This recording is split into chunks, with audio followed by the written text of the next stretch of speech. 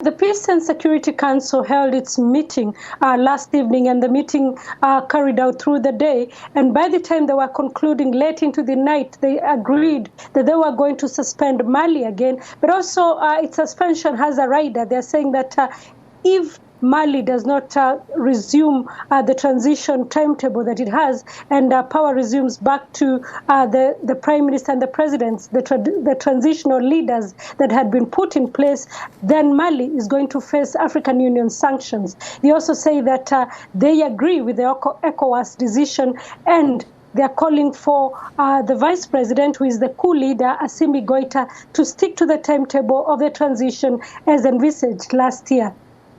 Of course, the event at the Pan-African Parliament in Johannesburg in Midrand in the background. And one of the things that has kept coming up in the Pan-African Parliament deliberations is the non-following of process by parliamentarians there who are voting. Is this process legitimate? Is the Peace and Security Council the right organ in the African Union to be able to suspend a member?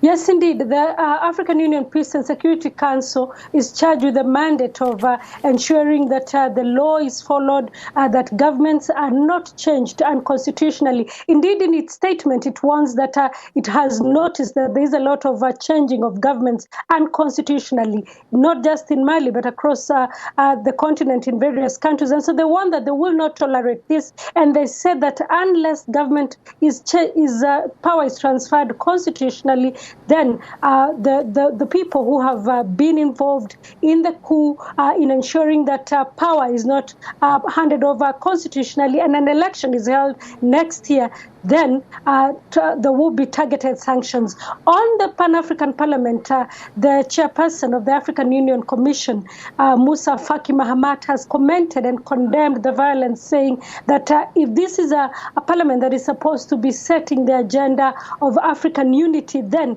what has been witnessed over the last 2 days cannot be tolerated. In fact, I'm trying to look for that communique that Mr. Musa Faki Mahamat sent out, and I'll read it as soon as I have it. But I just want to say that this suspension comes parallel at the same time as when the Pan-African Parliament is trying to, negotiate new leadership into the body. And as it happens, one of the contestants is a Malian.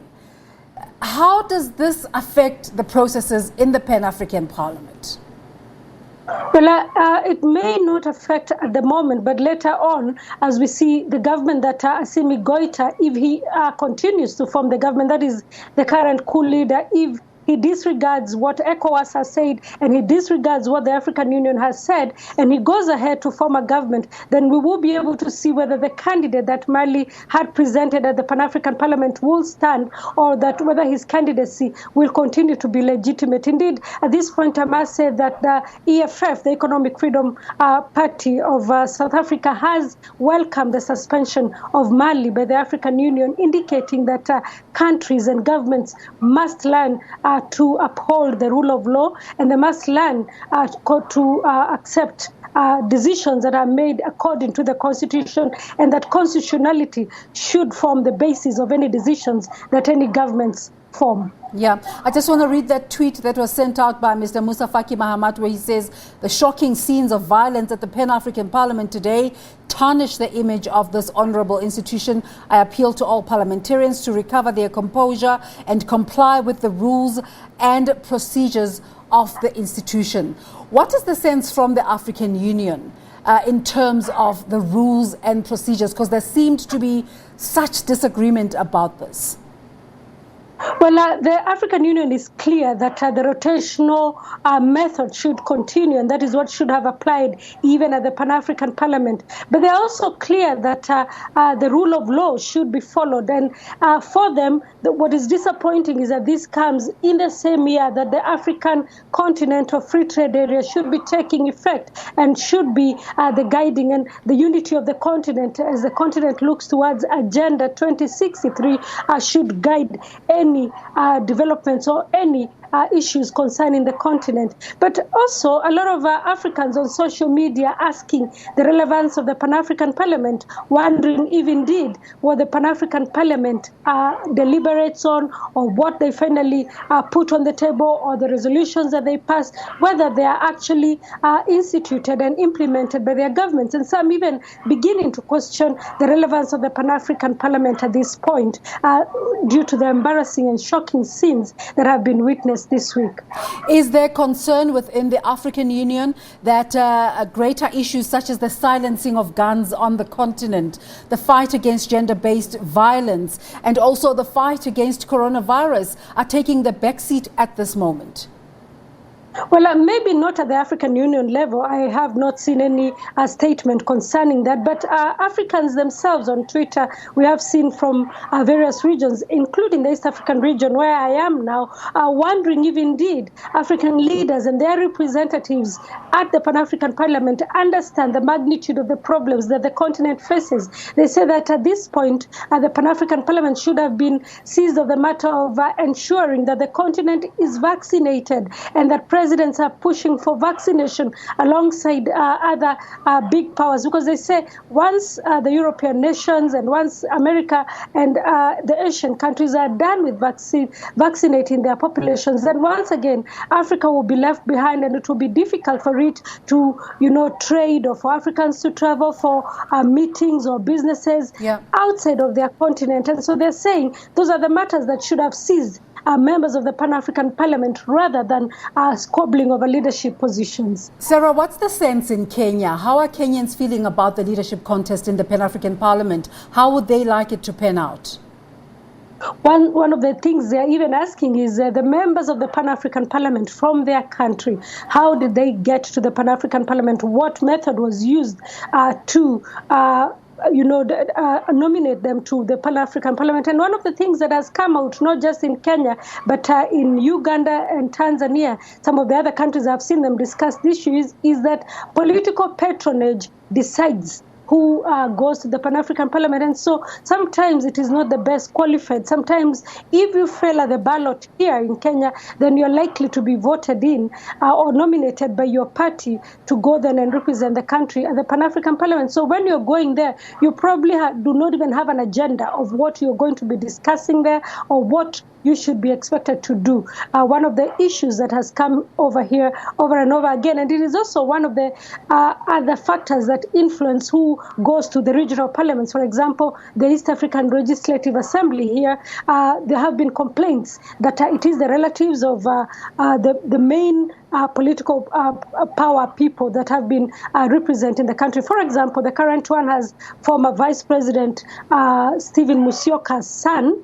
We also have the brother of former Prime Minister Raila Odinga as representatives in IALA, the East African Legislative Assembly. And this is the same trend that is carried on to the Pan-African Parliament. So Kenyans are wondering if indeed this parliament serves their interests at all. Has the Kenyan president responded to developments at the Pan-African Parliament? We see our Minister of Sanitation here in South Africa was attending the Madaraka Day celebrations in Kisumu. Is there any conversation at all with relations to what's happening at the Pan-African Parliament?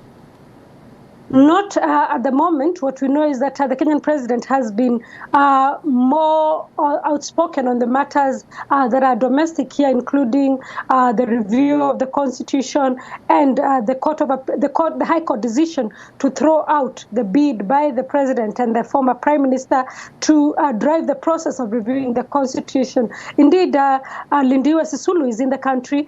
She attended the Madaraka Day celebrations and held the handshake between former Prime Minister Raila Odinga and Uhuru Kenyatta that has brought the country together and brought some semblance of peace in a country that has seen a cyclical violence every 5 years. Yeah. Sarah, in other news, the Court of Appeal in Kenya is sitting today to lay the ground for the appeal on the review of Kenya's constitution, as you said, lodged by President Kenyatta and former President Raila Odinga and the Electoral Commission. What do we expect here? Well, yes, former Prime Minister Raila Odinga. Now, what we expect is that they will lay the ground rules, first indicate when the appeal will be heard, but also lay the ground rules on what is expected. Now, even before that, President Kenyatta yesterday dedicated almost the entire speech of Madaraka Day celebrations to condemn that ruling, to condemn the judiciary, and even accuse the judiciary of always overstepping its mandate and pushing the constitution to its limit. Now, during his first morning delivery this morning, the president of the Court of Appeal has warned against people making comments either in the media or in public on the case and on the deliberations on the Building Bridges initiative that is now before the Court of Appeal. Also, yesterday, President Kenyatta making known his feelings on the judgment that declared the process null and void. Any surprises? No surprises there. President Kenyatta, since the 2017 nullification of his presidential win by the Supreme Court, has almost had beef, so to speak, with the courts here. And we have seen him over and over accusing the judiciary of attempting to take over power from the people. And this, indeed, yesterday he said that if the judiciary continues making rulings like it did with the High Court, then if it was in another country that was his warning, then things would be different, probably saying that people would take to the streets. And indeed, he's saying that the will of the people is not being respected by the courts. No surprises there. The country's president and his government have continuously gone against court orders. So we wait to see what will come out of the Court of Appeal and what his statements yesterday mean for the process going forward. And finally, Sarah, just to go back to the beginning of our conversation with that AU decision on Mali. Of course, there's no government in Mali. So do we know what reaction has come out of that country in relation to this decision by the African Union? On the day that ECOWAS, the regional body of West Africa, decided to suspend Mali, the current president who was installed, Assimi Goïta, who was installed on Friday, was actually in that meeting. However, now he must hand over power back to the prime minister and the president, according to ECOWAS. Those are the people who are recognized to drive the process forward. So we are waiting to see whether he will form his own government or he will hand over power back to these two leaders who had actually carried out a cabinet reshuffle, which is actually what triggered this coup in a coup. Thank you so much for that continental update, Sarah Kimani.